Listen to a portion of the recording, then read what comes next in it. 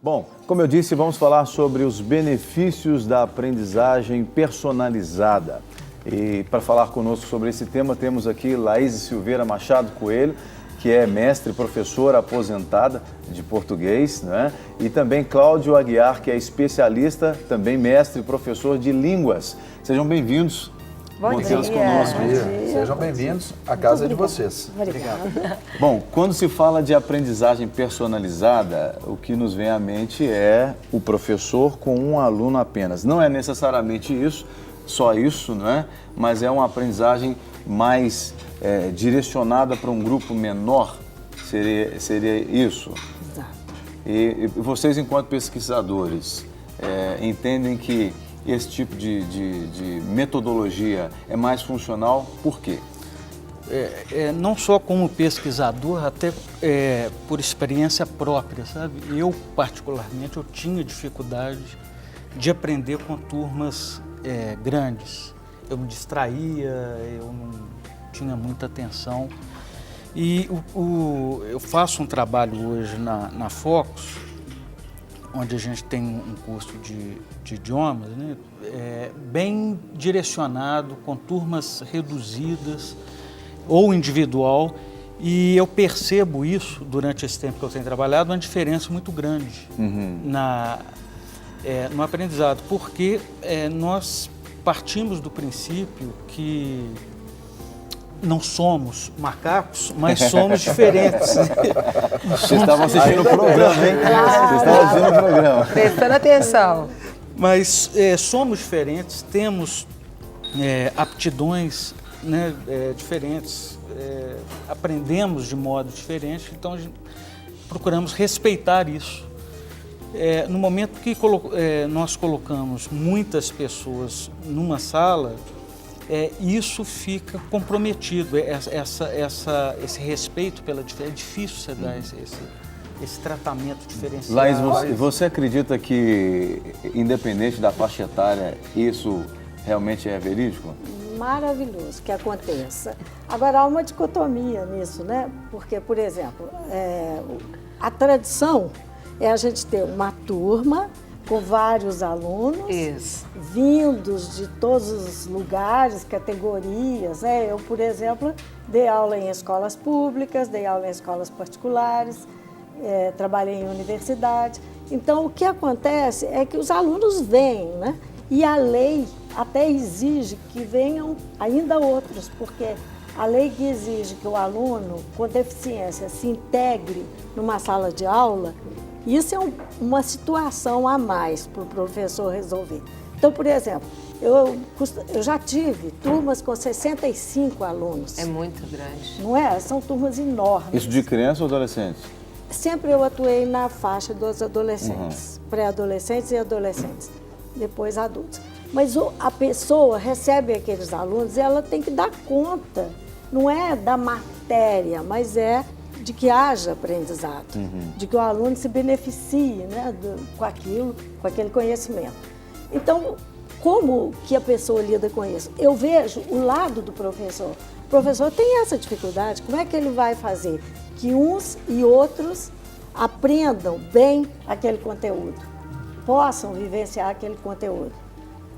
E hoje em dia há uma crítica muito grande às aulas particulares, tem saído na mídia, né? Uma crítica a isso, que a aula particular que está virando, acho que até hoje está virando uma fonte de ganho, está virando assim como se fosse errado, como se houvesse necessidade, como se o colégio ou a escola não desse a matéria direito e o professor tivesse que ter um professor para acompanhamento, né? Mas como é que se resolve a questão de um aluno que não consegue aprender aquilo? Se ele não tiver um outro tipo de acompanhamento, você vê que fica difícil, porque as turmas são grandes. Nesse contexto, então, para o pessoal de casa, qual é a premissa, então, da aprendizagem personalizada? Bom, para a gente trabalhar esse conceito. Então, assim, eu fui lá atrás para chegar a um ponto que é o que ele se referiu. Há uma necessidade do aluno com dificuldade ter um acompanhamento personalizado? Eu penso que sim.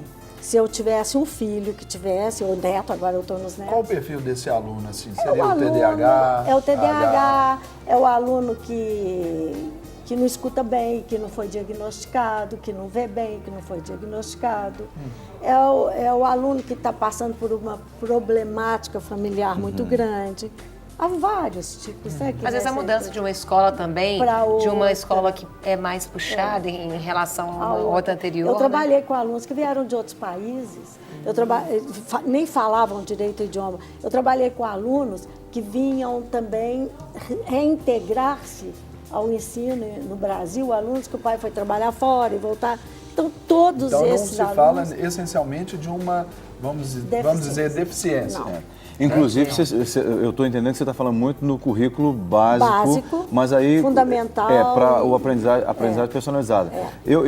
Agora eu gostaria de continuar só falando, me integrando à fala do Cláudio. Sim. É que no caso específico de uma pessoa que está aprendendo ou reaprendendo, acordando conceitos de no caso que ele falou, de uma língua nova, isso é maravilhoso. Sim. É a pessoa que pode conversar, que pode falar ali tranquilamente naquele novo idioma, né? Que ele pode aprender outras estruturas, pode aprender um novo vocabulário. Isso é excelente, né? Maravilhoso esse ensino. Eu também sou professor de línguas e na metodologia de ensino de língua estrangeira, eu vejo que a aprendizagem personalizada ela é muito mais funcional do que no currículo básico, né? Porque você tem, por exemplo, no nosso caso dos brasileiros, para uma língua estrangeira, você tem muitas barreiras, inclusive culturais, né, que dificultam essa pessoa de se manifestar numa sala com um grande número de alunos. Exatamente. Agora, eu queria até perguntar para você, Cláudio, né, como professor de línguas, o que você considera ainda personalizado? Qual o número máximo de alunos dentro de uma sala a gente ainda pode considerar que está sendo dado um estudo personalizado? E também como que vocês fazem para diferenciar? Porque por mais que, vamos dar um exemplo, que sejamos nós 5.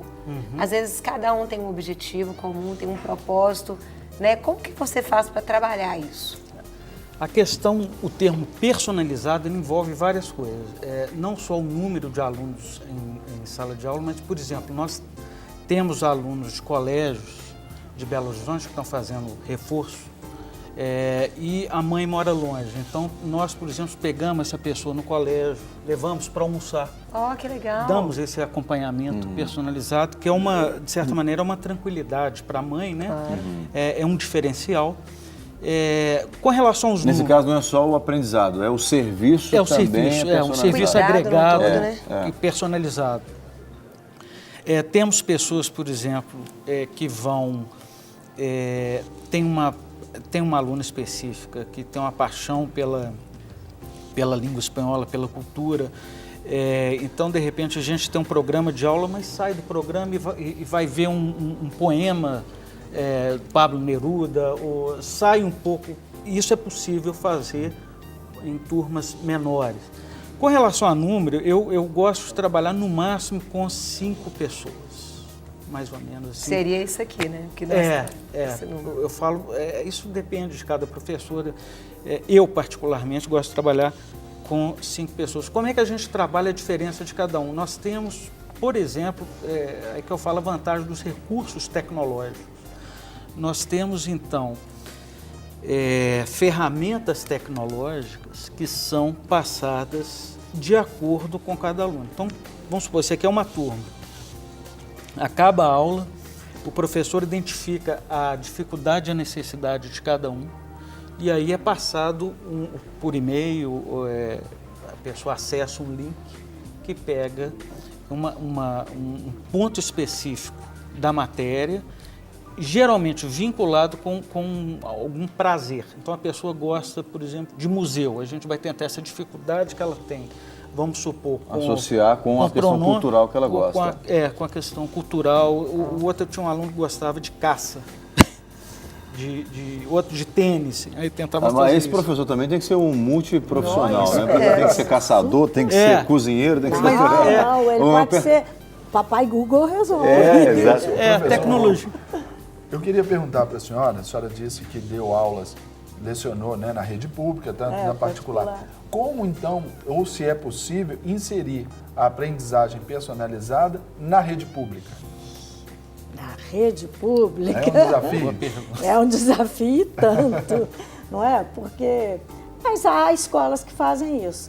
Eu tomei conhecimento de escolas que percebiam aqueles alunos que estavam com mais problemas e criavam um horário para atendê-los, sabe?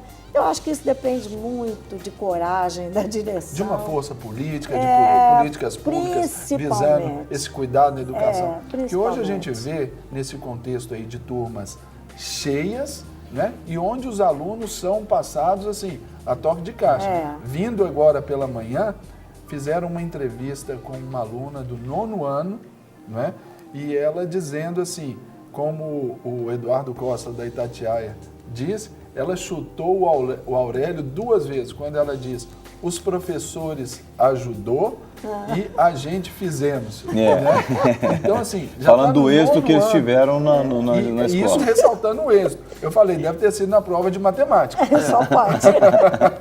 Mas porque a rede pública ela vem defasada nesse sentido, né, Laís?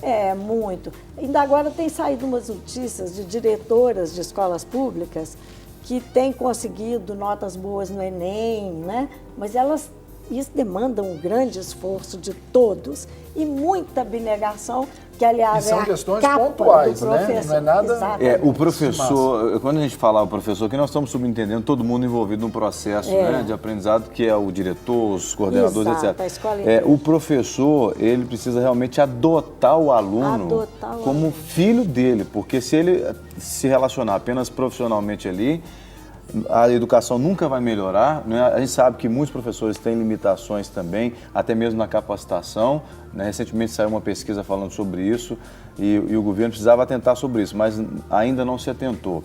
Mas nós precisamos de fato de ter pessoas muito comprometidas na área, né? Pessoas que gostam do que fazem, para que o aprendizado personalizado, sobretudo, dê certo. Eu até andei frequentando alguns congressos, porque eu não perco a curiosidade, mesmo aposentada, eu adoro ler sobre isso e estudar e procurar coisas. Eu andei assistindo a alguns congressos e as pessoas saíam falando assim, que isso é uma palestra oba-oba, é uma palestra que vem cá só... Eles têm uma expressão para falar, uma palestra que não acrescenta nada e tal. Mas o que eu assisti nessas palestras foi exatamente isso. O professor mostrando, o palestrante mostrando, o que era um bom professor. O bom professor leciona primeiro com o coração, sabe? Ele tem que se envolver, ele tem que gostar. Paixão por aquilo que faz, Isso. Né? E ele tem que sentir que aquele aluno está ligado a ele, né? Eu tinha uma fama, numa das escolas que eu trabalhei, que eu gostava principalmente de aluno levado. Sabe? Então eles falavam assim, esse aluno é danadinho, põe na turma da Laís. Gente, mas era maravilhoso. O bom professor gosta de... Você foi! O bom professor gosta de desafios. Mas eu adorava aqueles alunos levados. E os meus filhos até debocham de mim até hoje, porque ficaram sabendo de um caso, que eles também estudaram nessa escola, ficaram sabendo de um caso que toda vez que eu achava muita graça, que tinha que manter a postura moral, que eu punha a cabeça dentro da bolsa para rir. Para não perder a autoridade, né? Porque eu adorava aqueles alunos levados. Eles eram muito criativos. Isso faz toda a diferença, né? Porque às vezes aquele que é discriminado, que é colocado à margem, né? É uma grande inspiração, a senhora, para quem está assistindo aí agora, né? Para a gente fechar, eu queria só fazer mais uma pergunta para vocês. Não, mas deixa eu perguntar para ele uma coisa. Quando ele leva para almoçar, ele fala no idioma que o aluno está aprendendo? Como é que é? Na hora, eu fiquei curiosa. Quando você sai para almoçar com a pessoa, em dependendo português do professor que sai, de quem sai, assim. Fala no idioma. Aí está ensinando inglês, fala potatoes. Potatoes, legal. A pergunta que eu queria fazer para a gente fechar é, em termos de custo-benefício, né? Porque muito se fala aula personalizada, aprendizado personalizado, recurso personalizado, certamente o custo é mais caro. Mas o custo-benefício, vale a pena? Vale porque, no final das contas, mais caro é relativo, né? no tempo e na profundidade, na qualidade. Então, por exemplo, você está pagando um curso numa sala cheia, com preço lá embaixo, você vai levar anos para aprender e talvez não aprenda tão bem.